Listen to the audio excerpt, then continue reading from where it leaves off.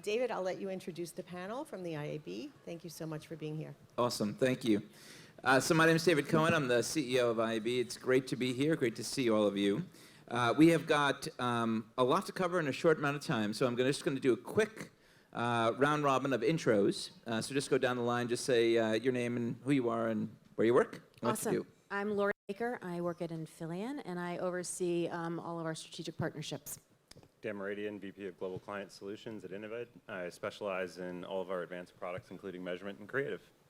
Darren Sherriff, Fox Corporation. I work in advanced TV and basically manage product and operations. Dan Riess, Chief Growth Officer for TelevisaUnivision. Shane Ankeney, President of Havas Media Group, and I foolishly have been chosen to represent the agency buy side.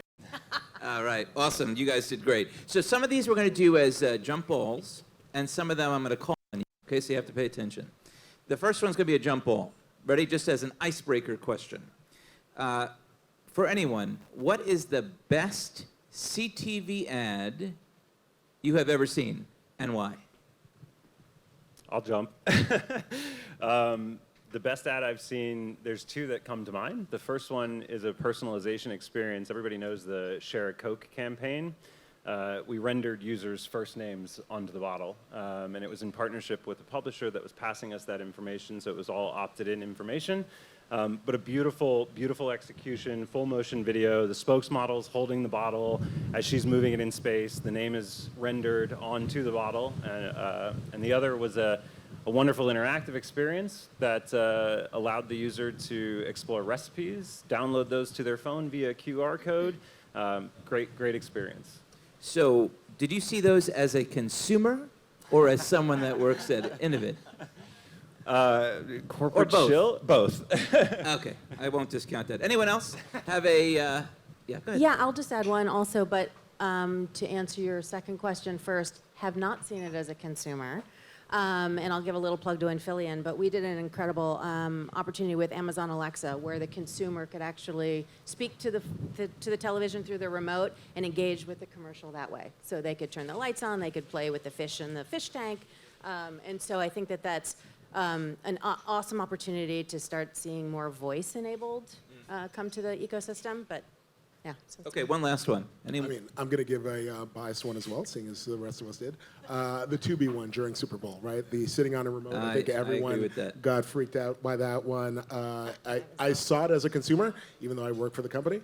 But I remember where my remote was, and I know nobody sat on it. So I'm watching this, and my wife was like, "What is going on? Did you change the channel?" And I'm like laughing to myself because I knew what was going to happen.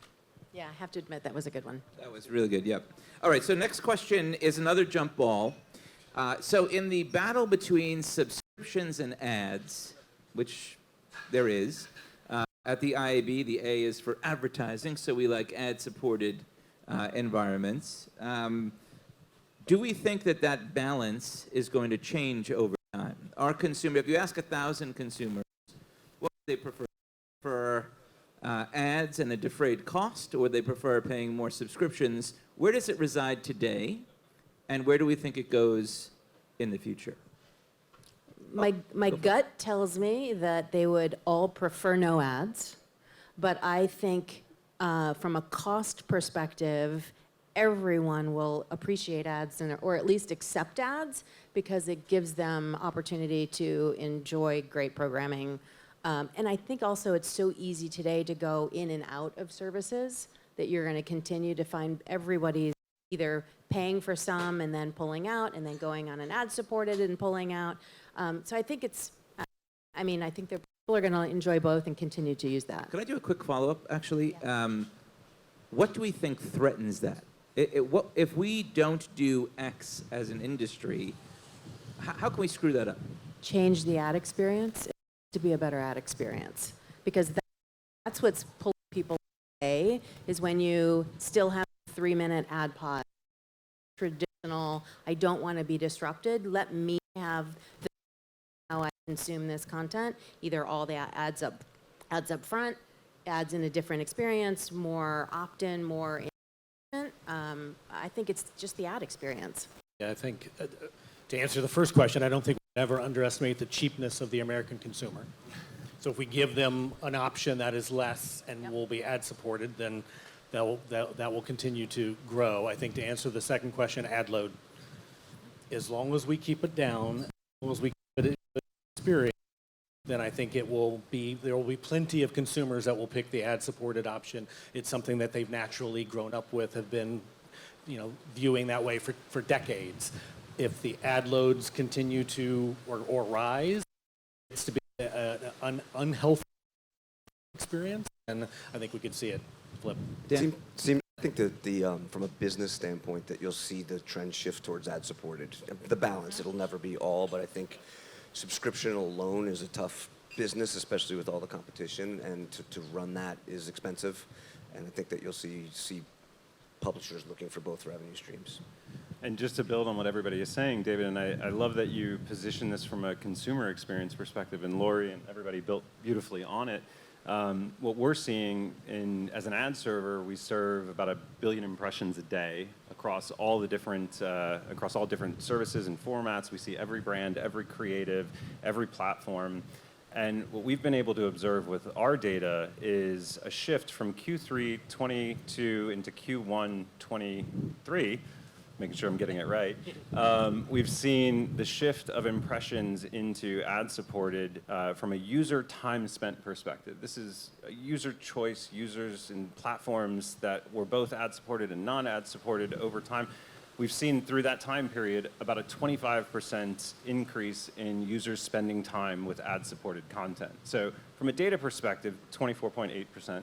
To be precise, but we've seen that move, and consumers are choosing the ad-supported model. And I think with more inventory coming online, and if we preserve the experience and we don't give them 2 minutes of ads or 5 minutes of ads for every X minute of content, we're gonna continue to see it. We're going to dabble in this a little bit more in a second, but the flip side of that is making money, which I think most folks want to do. So lighter ad load than certainly linear television. How long can we keep that up for? Or are we going to be able to charge 5x for CTV ads that we charge for linear ads? That's a lucky strike extra for anyone that wants to take it. I'll take it only because I think that's what we're doing now with our guaranteed attention product as our core Truex product. We're giving the consumer an opportunity to engage with one ad for 30 seconds, and we'll take them right back to their programming. When you can go to an advertiser and say, one, you have a human opt-in, one, you have a guaranteed human interacting with your commercial, and it's an exclusive opportunity within a pod, that's when advertisers are going to pay 2, 3, 4, 5, 10x what they're paying from a CPM perspective. As the sole buy-side representative, Shane. Oh, I'm looking at you. Oh, yeah.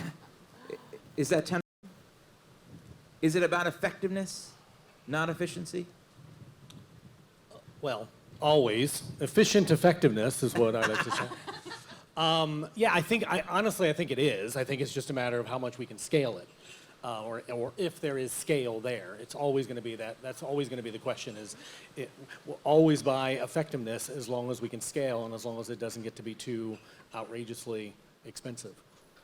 But yeah, if we can actually buy guaranteed effectiveness, why wouldn't you? Yeah. Okay, cool. We're going to skip to next question. Infillion and Innovid just announced a partnership. Can you guys talk a little bit about that and why are you excited about it? Let me just start because it totally follows up on Shane's comment. The reason that we did it at Infillion is to scale innovation. So one of the challenges to scaling innovation today is the demands on the publisher side, where innovation comes with software. Software takes engineering resources. And when Innovid has an SDK, and I have an SDK, and Brightline has an SDK, and Nielsen has an SDK, and Comscore has an SDK, the only way that we're going to evolve and innovate is if we can commingle technology, and that's exactly what we did. We brought our technology together, so any publisher that has Innovid's SDK can now render our Truex core value exchange ads. So it's all about bringing scale so we can go back to Shane and all of the other buy side and say, we have massive scale that gives exclusivity and guaranteed engagement to your We advertisers. didn't even practice that lead-in. I was That gonna was say, actually... I teed her up without even knowing I teed her Yeah, up. well done, well done. That's a panel right here, folks. Because of our And on the moderator. indeed, and on the Innovid side, Yeah, we're really excited about the partnership as well. From our perspective, enabling these experiences, making them easy to activate, making them easy to create, and then seamlessly flowing those tags into the partners where that inventory is made available. And again, where we sit in the ecosystem, it's all about the enablement of these experiences and bringing those to consumers. awesome. So we talked about light ad load. We talked a little bit about consumer experience. Can we talk a little bit about that before we move on to the next topic, which is attention? The consumer experience in CTV and ad-supported VOD is wide-ranging. As a consumer, you watch it, sometimes there's frequency issues with the same ads. I'm not going to answer my own question, but how do you assess the consumer experience today, and what are any of you doing to change that for the better? So Dan? one of the things we're trying to focus on, which I think it talks about attention and effectiveness, et cetera, is building out sort of custom and integrated creative so that it matches the context. And that is harder to scale, but if you look at what goes on in social, for example, there's a ton of much quicker turn, much more integrated content to the platform, and I think that's going to help a lot of the different challenges that are faced by CTV right now. It's harder to scale from a reach frequency standpoint. It's harder to measure, but everything that you're trying to do that improves consumer experience generally is. So we're focused on that, and I think on CTV there's a really fabulous opportunity to mix data and targeting and getting the right thing to the right person with advertising that fits in the context that it's in. I think just to build on that, the data targeting, the ad relevancy, CTV brings some of the sort of core digital pieces that you had in the linear streaming world now into the digital world, and you have some of these advanced tools. So whether it's addressability, whether it is sharing log files after the fact for attribution on the end, I think there's just so much more value for the advertiser, and then also from the consumer standpoint. I think one of the big things too is discoverability, right? We're talking about all of these different subscriber platforms or ad-supported platforms, but I think one of the key things when we talk about user experience is discoverability of content. We have so much out there, but you log into a screen and you just see like 5, 6 options, and you have to scroll. And then I hear at home, hey, I don't know what to watch. There's nothing to watch. And I'm like, there is so much content out there, right? So I think just making that part of the consumer experience sort of easy for the consumer to digest, I think that's going to, continue to change things. Yeah, I was going to add, everybody has the experience of logging into a platform and scrolling through, trying to find something, and then an hour later you're still there. And I think that's what folks were talking about a couple of years ago with CTV being this laid-back experience. And I disagree with that ultimately. We're completely leaned in. We're engaged. We have the remote in our hand. So by enabling these interactive experiences, you're presenting an option to a consumer to have a better ad experience overall. And it benefits from what everyone else is saying in terms of this is where digital has finally begun to, impact what's happening on the big screen in the television. For so many years, the linear experience has influenced the digital experience, and now we're seeing whether it's measurement, whether it's creative experience, whether it's interactivity, all of what we've been doing for years and years and years in digital is now happening on the big screen. It's a really, really exciting time. Cool, awesome. There's some Wizard of Oz vibes every so often with the wind here, isn't there? Good God. All right, we'll take that, though, other than the heat. So, Shane, this is for you. Consumer attention. So on the spectrum of opportunity to see on one side, business outcome measurement on the other side, attention is probably somewhere in the middle. Instead of getting into a whole debate, which we'll talk about a little bit around measurement versus currency, where do you look? What signals do you look for in terms of determining where you find the best quality attention? Or said another way, what's the best environment for quality attention in your mind? Well, I guess first, I'd probably put attention a little bit on the right side of Agreed. that. Yep. it's a little closer to business outcomes. We feel like it's an even better surrogate for the business outcomes. And thank goodness we actually released yesterday our meaningful ad unit. So we're all about meaningful media. We think that money spent in media that is meaningful to the audience is a better investment for our clients. So what better gauge of meaningfulness than attention? So we literally just announced yesterday, thank goodness, the meaningful ad unit with Adelaide and the whole metric around attention. And we are now embedding it in all of our planning tools, all of our partner selection tools for our teams to be able to identify best places, best partners, best availability of in media of where consumers' attention is greatest. So for us, it's hugely, hugely important. We've been doing it for a while. Now we actually have an actual unit, an actual measurement that we've embedded in all of our tools. So for us, it's hugely important, and again, a better surrogate than Opportunity to See or even Reach and some of the others, because it really gets to actually a consumer that is paying attention to our ads. Yeah. Well, we're working at IAB on standardizing, for lack of a better term, what attention means.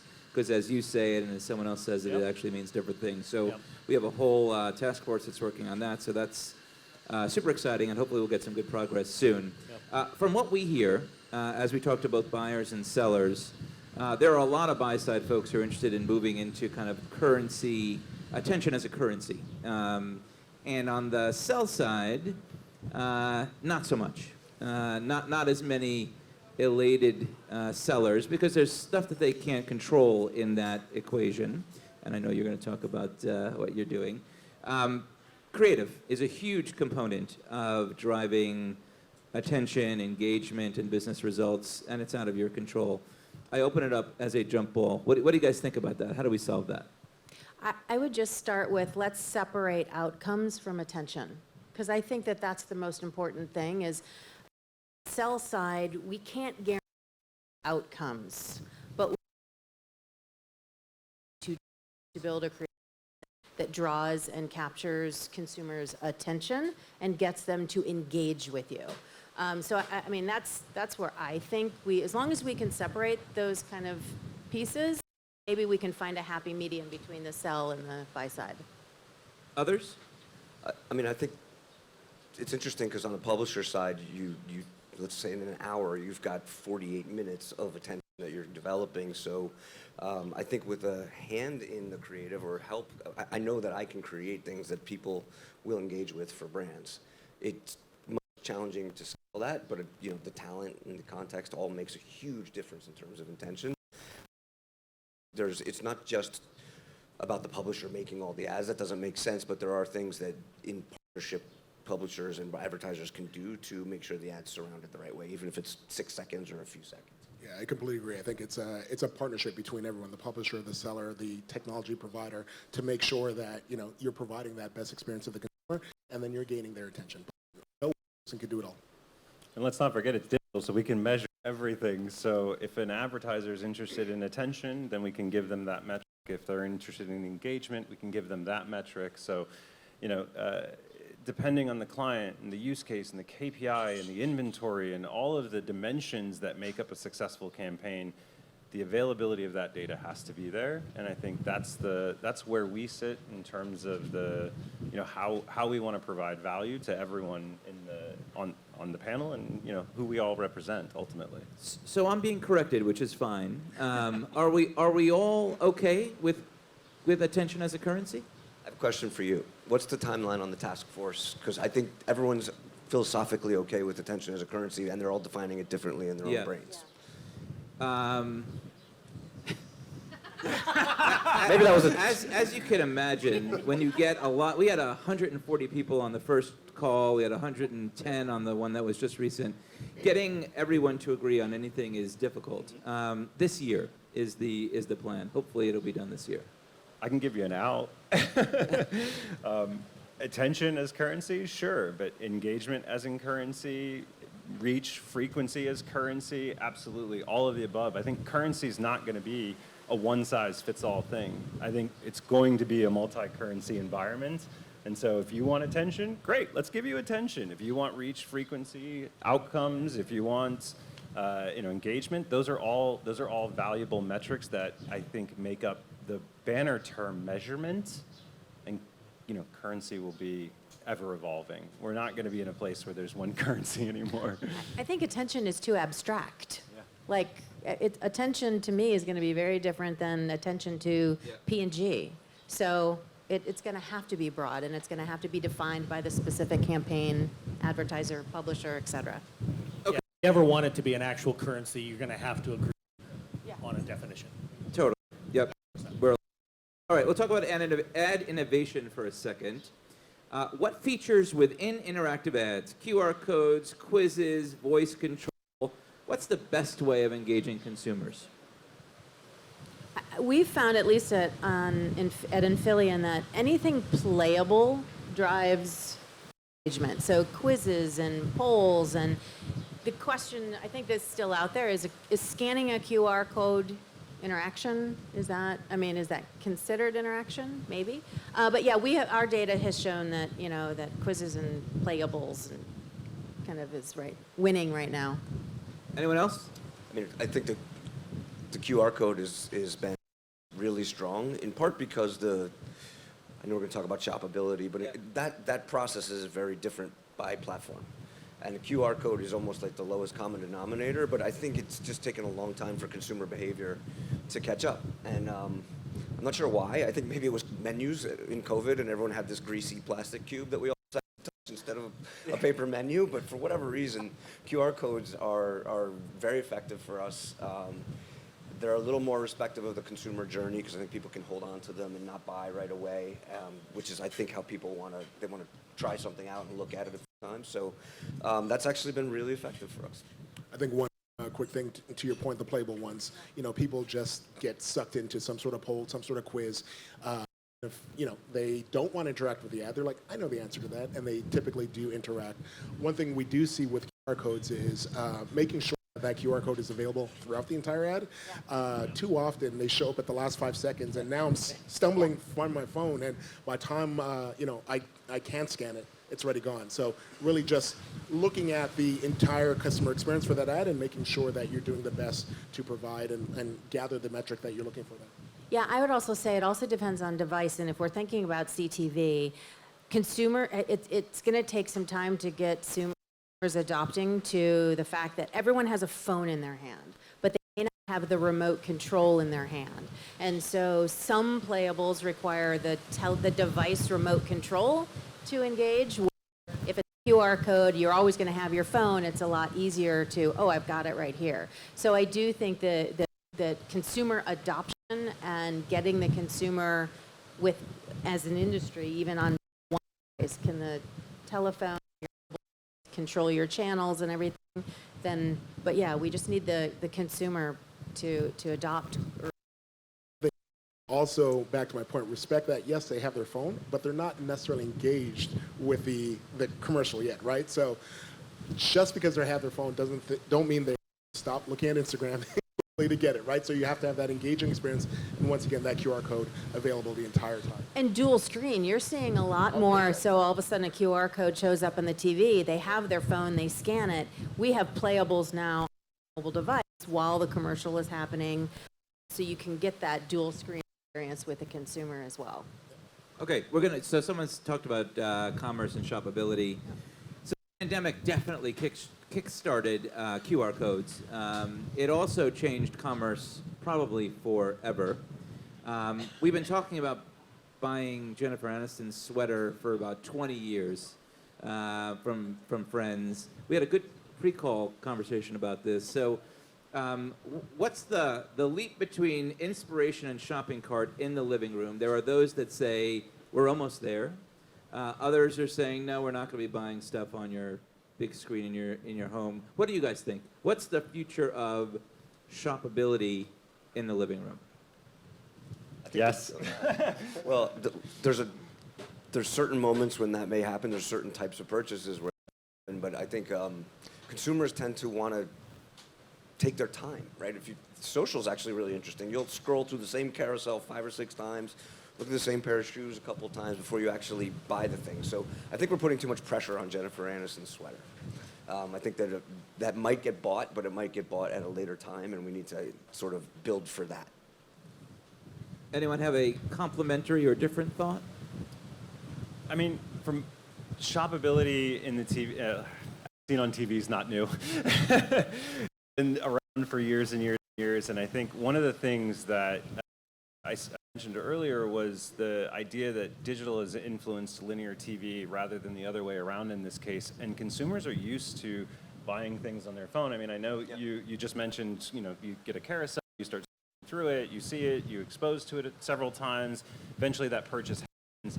It's not going to be very different on television, and we are seeing platforms that are enabling add to cart functionality directly from ad units, so you're not going to a product landing page. You're putting that item directly in your cart via a QR code. The thing to remember about QR codes is anything that you can do with a URL, you can do with a QR code. So if that's executing an API call to add something to your cart, shortens that path of purchase. If it's saving something for later, all of those things can be executed with a QR code. It doesn't just have to be a product landing page. And I think that's really the thing that's exciting about what we're seeing in the shoppable CTV space. Got it. Okay. One of the questions that I ask every interviewee for a job throughout my career, because we're in a business that is very, very into over-sensationalizing and over-hyping something, is what do you believe is overhyped these days? And it's a great stumper question. But you knew that question was coming, so it's not a stumper. What do you guys think is overhyped in the video ecosystem these days? Even with knowing that it's a stumper. I'll give it a shot. Okay. I think that we've decided that certain things are fixed that aren't fixed, and so it's not the metaverse. That's overhyped too, but that's not necessarily CTV. But I think that the frequency cap issue, which is not so much, I think on the publisher side we fixed the frequency cap issue, but we can't always control it because you have buying coming in from multiple channels. So I think as a consumer, I think it's overhyped that we've solved that problem for the consumer, because there's the same ad is being placed by multiple places, sometimes in the same pod for the same reasons by different buyers. And that's going to take a little while to work through, but that's my best stab at overhyped. I like it. Nice. Someone else give it a whirl. Singular platform currency. Sorry. Singular metric currency. Okay. I think as a broadcaster here, that TV is dead, right? I think TV we just need to look at it as the evolution of live linear streaming, just moving to CTV. And from a user perspective, they turn on their TV and they don't care if it's their cable box or they go to an app. They still want to see that live sporting event, live news, whatever it may be. Linear live TV is not dead. Mm-hmm. Okay. I'm going to give you guys a C+ on that question, actually. You wouldn't hire any of us. None of us are. We're dead. We're all out. You're not hired. Okay. C's Well, get the degrees. flip side is, what are you bullish on? Let's do everyone. Let's go down the line. What are you excited about over the next 12 to 24 months? We'll start here. Don't start with me. Innovation. I mean, that's like anything other than a 30-second commercial. Data mobility, how fast the data can move from platform to platform to make things more personal or interactive. I'd say audience data. Audience data leads to information, leads to action. I would say the combination of content and commerce and creating places on CTV or linear where consumers can discover things that they might want to buy, and partnering with brands to do that. I'd say brand experiences might be off topic for this one, but I just feel like, maybe building off what you said, it's how can we make sure that everything a brand does communicates what the brand is, and there's so many more options and abilities to do that now. That, to me, is what I'm bullish on. Now, that was crisp. That was an A. That was excellent. Very well done. All right, so we're going to do, we've got 3 more questions. And then if anyone has any, can we take questions from the audience? Okay, if anyone has questions here, please think those through. I'm going to give everyone a magic wand. And you're going to wave that magic wand. You're going to change anything you want about the industry today. That's a jump ball. Who waves their magic wand? What do we change? Ad pods. Expand. I think the concept of programming today where every, 4 minutes, 5 minutes, 6 minutes, you have to stop and spend, a minute or 3 minutes watching commercials. We have to create a different commercial experience in this new digital economy. It can't look like old linear commercial modeling. I love that answer. Okay, anyone else? I would look for, well, if we talk about CTV and we talk about it as the kind of merger between the best of linear and the best of digital, we're really talking about digital 1.0 and basic interactivity and things like that. To see a little bit more of the social media thinking coming into CTV. The liking, the sharing, the video, which I think is really interesting, the easy edit and quick creative, all those things I think should be thought about. Okay, cool. We're gonna play a game. Second to last. Shane's got a wand. Oh, I'm so sorry. So sorry. Lauri took my answer. Seriously? I mean, sorry, but yes, she did. No, I will build on it. Nice. That's what you're Well supposed to do done. as a panel. Yes, right? and. Yes, and. We keep feeding each other. Really? We're gonna Last time, take this too. on the road. This panel, no doubt. No, I do want to build on it because I feel like we keep trying to apply old models to new media, and it drives me nuts. And it's kind of like when you first think about mobile, and it was basically a big giant, internet page website on your phone, and you're trying to scroll around, and it's a horrible experience. And you slowly but surely tried to figure. We ultimately figured it out, kinda. We still are applying the old model. So AdPod's perfect example. That's how we did it for decades in linear television. Doesn't mean that is how we could or certainly should do it today. And so for me, I want us to figure out what an actual user experience is that still enables brands to connect with consumers, don't get me wrong, but it doesn't have to be in the content interruption sort of model. Amen. Nice. Like that build. Well done. All right, we're going to get back to our game. So we're going to do what I like to call word association. This is going to test our mettle, I think. We're going to go up and down the line. I'm going to give you a word or phrase, and you're going to say the immediate thing that comes to mind. Okay? One word. First word is, or first thing I'm going to say is generative AI. We'll start at the end, Mr. Havas. Game changer, hyphenated. Nice. Double-edged, hyphenated. Innovative. A tool.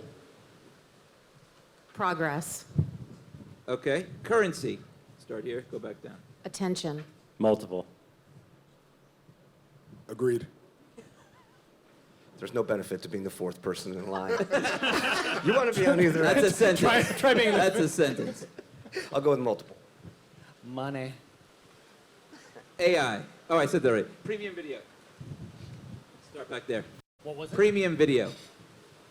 Quality. Valuable. Entertainment. Valuable.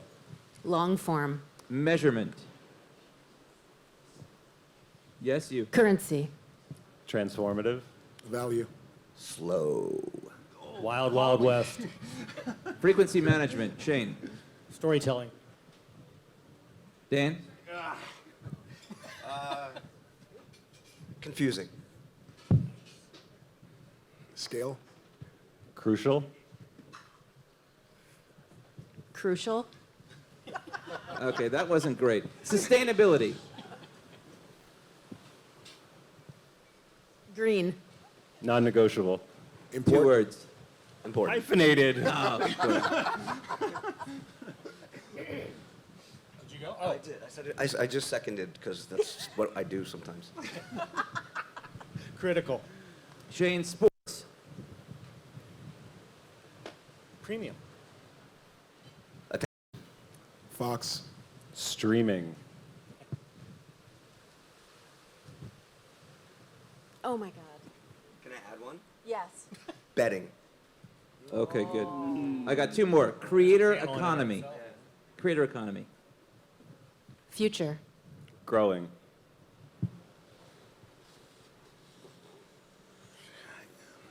It's hard being in the middle or confusing. Vibrant.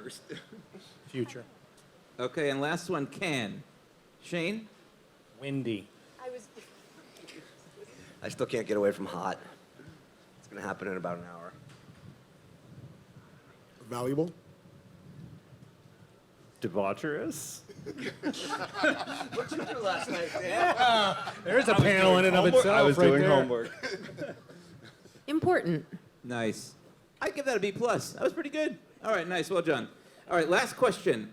And then if anyone has any questions in the audience, we're going to each end with a bold prediction for CTV in the coming year. Why don't we start here? No ad pods. That's a bold prediction. Okay? Consumers have chosen already. I think at this point, it's going to be, we're going to see legacy linear TV brands, like in the CPG and the automotive space, shift more impressions into CTV than in linear. Okay. I mean, I think growth engine. Oh, we skipped. Oh, I didn't know if we were going in line. We are, well, it doesn't matter. It's a- Save me. I was I mean, it's a growth engine. It is a growing part of the media ecosystem, and linear is balanced, per se. So I think there's going to be a lot of attention on it, and it's going to grow fast, and you'll see a lot more experimentation. I'm just going to say evolution, right? Once again, as a broadcaster, CTV is the evolution of TV viewing, TV consumption. Users have tuned in. Users continue to buy smart TVs. This is what they want. We have to listen, and we have to continue providing that great experience. Bold prediction. Apple buys Disney, or big tech buys legacy content company. I think consolidation, which would have been my answer, is inevitable. I think there's lots and lots of companies out there and a lot of complexity, and I think that is probably true. If you look at the financial markets, that's probably a likely outcome. Anyone have any questions? Yes? I have a question about QR codes. You want to take that? How you doing? Ken Weiner, CTO at Gum. I have a question about QR codes. You guys were talking about QR code engagement. Is there a name for the metric for how many scans per how many impressions that you see on QR codes? And also, what would you say is a typical value or range of values for that metric from what you've seen for your advertising? Are we considering it interaction rate, engagement rate? Scan rate, interaction rate, engagement rate are metrics that you can use. Scan rate's probably the one you're looking for in terms of like the analogous to like a click on an ad or a click-through rate. With engagement rate, our May benchmarks report has metrics on the overall performance aggregated across billions of impressions that we've served through the year. We see engagement rate for interactive, creative, choice-based formats to be about 600 higher than pro. That's engagement rates we're seeing around 17% higher than standard. Right. And what about the number for scan rate? It's in the benchmarks report. I don't have it on me off the top of my head, unfortunately. Anyone else? No? Thank you. There's a part of this which is on the commerce front, right? So there's a part of this around understanding from the advertiser as a publisher what happened after things went into the advertiser land, which I think is probably, if you want to do more complex partnerships, is probably going to happen over the next couple of years for us to really help across in the commerce space. Yeah, if we talk about partnership, that data has to come back for us to really, truly see what was effective and continue building on that partnership. Completely agree. Yeah, and representing that side of it, I completely agree. It's incumbent on us / our clients to be able to make those data available. Completely agree. Not always the case. I had a question around attention, especially with the partnership announcement this morning. Oftentimes when I'm watching TV, I'm also on my phone. My fiance is incredibly ADHD and is also on his iPad watching numerous TikToks, but he's always listening. So he's catching everything that's going on the TV, even though he hasn't looked up from his iPad in 10 minutes and he has an ear pod in his ear. Is that something you're thinking about, given Gen Z and that generation, they're able to multitask even faster than me as a millennial is? And I also think there's a rise in people that recognize that they have ADHD and that actually is a better way for them to pay attention when they're multitasking versus trying to focus on one thing. Yeah, you actually took the first part of my answer, because I was going to say, as we get into current and future generations, it becomes, the multitasking is a natural state of existence. It's a preferred state of existence. So everything we're contemplating, which is why I feel like ultimately, even though I'm very proud of us for making this announcement and trying to lead the way, I think ultimately we need to arrive at a definition that works for everybody, especially if we get it to the level of currency. There's no question you have to have an agreed upon definition, but all of those factors factor in. So it's something that we are thinking about, or something that we tried to factor in, but again, developments, so we're at the nascent stage, developments have to happen. We're held accountable by the advertisers, and should be.